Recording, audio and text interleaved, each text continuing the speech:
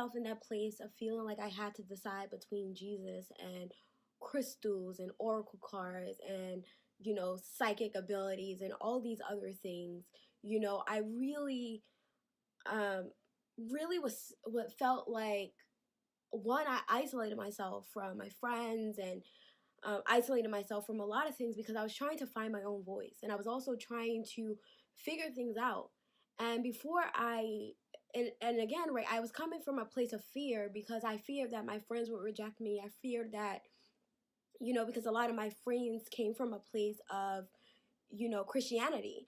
And so I felt like because I knew what their perspective already was, like I was afraid to, tell them like, hey, I'm into all these cool things, or hey, I'm like interested in these things. And so it took me a little while. And so I kind of like disconnected myself from a lot of relationships I was in and kind of took the time to check in with myself and to talk to God more. And I will be honest, like, right, the decision to not really confide in my friends was this is decision I made in order to protect my own self, in order for me to listen to my own voice, because I knew that it could have been that had I told the story, right, and this is just my narrative, right, this isn't facts.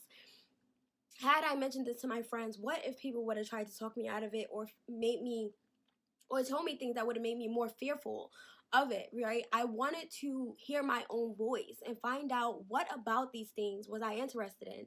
And had I always been interested in, just afraid to go after it because of what I knew about it or what I believed I knew.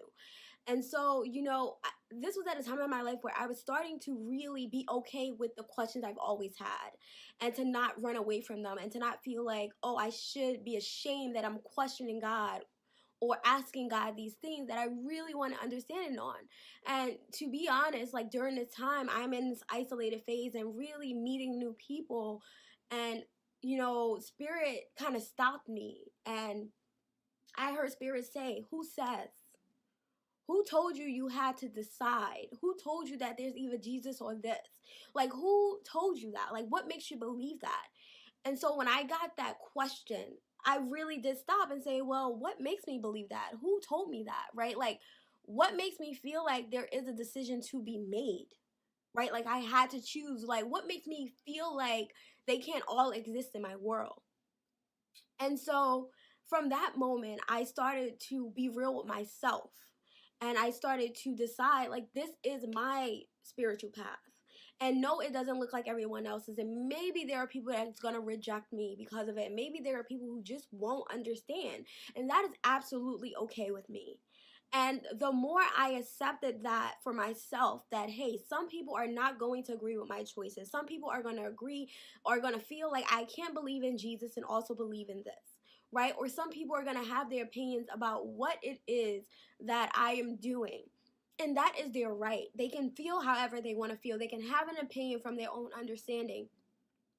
But I wanted to become so confident in my own beliefs, at least in my beliefs at that time, that I wasn't going to be easily shaken by what the world would say to me.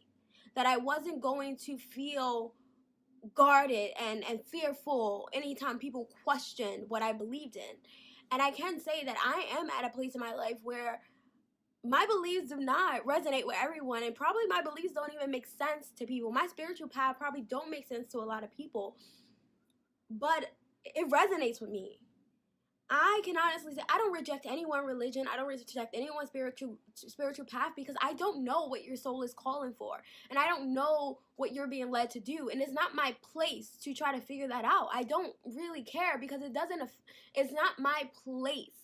And I can't say that what I believe is absolute facts, or what I believe is not facts, like it's not truth. What I believe is truth.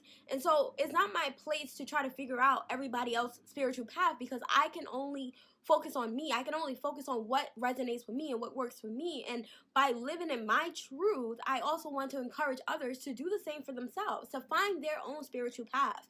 And maybe your spiritual path consists of a lot of different beliefs, a lot of different teachers like Jesus, like Buddha, right? And any other teachers that we hear these stories about, or that we all maybe worship or believe in. We all can learn something about each teacher that this world talks about, because they went on their spiritual path. and they learned some things in order to reach their Christ consciousness.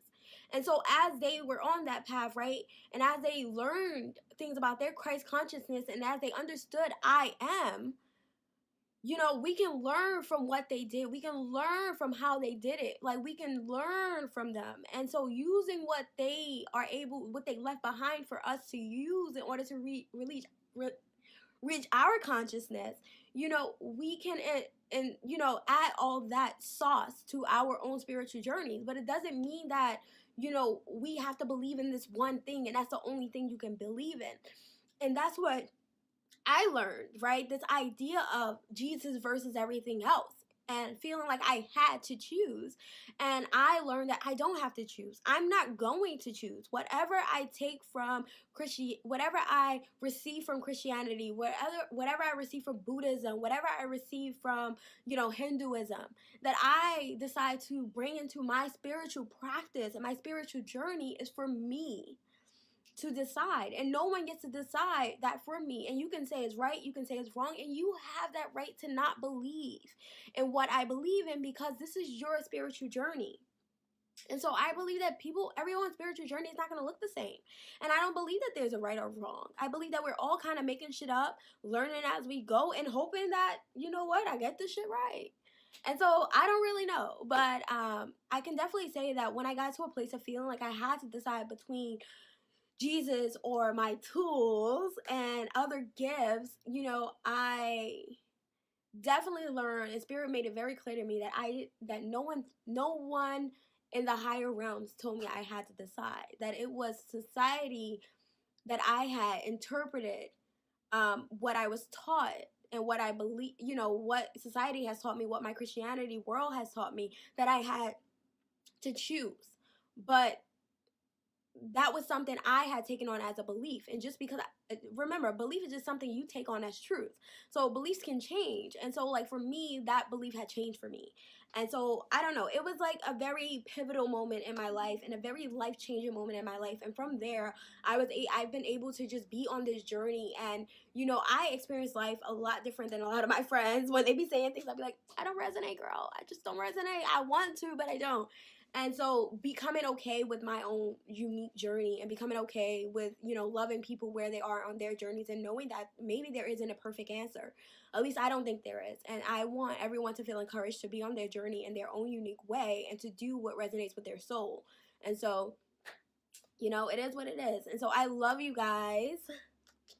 And I really just wanted to put that part out there, because I think that sometimes, you know, we get so caught up in believing that there's a black and white, believing that there is a choice we have to make. But what if there's a sacred third and you can decide your own path in that sacred third? Maybe there's not a right or wrong, and maybe there's this other part that is just different. And so I am that part that's just different. And so I definitely embrace that and love it. And I'm just on my spiritual journey doing my thing. And, you know, maybe today I believe this and maybe next week I won't. But regardless of what, this is my journey, and I'm embracing every single part of it because I know it all matters.